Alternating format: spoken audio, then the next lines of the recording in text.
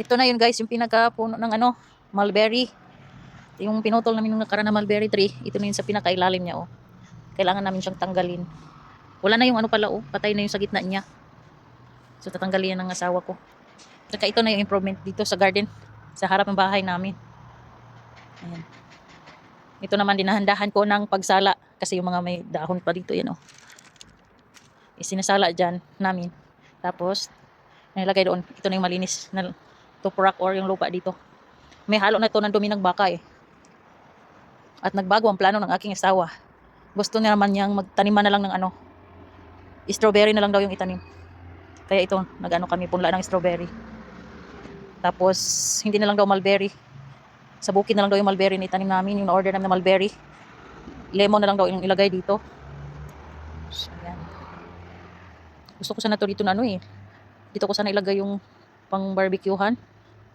So, nag-iba yung plano. Ayan naman sa harap namin, sa baba ng bahay, kalsada na yan, highway na.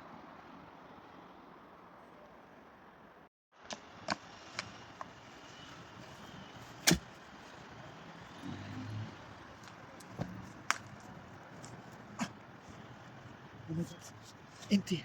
Empty? Yeah.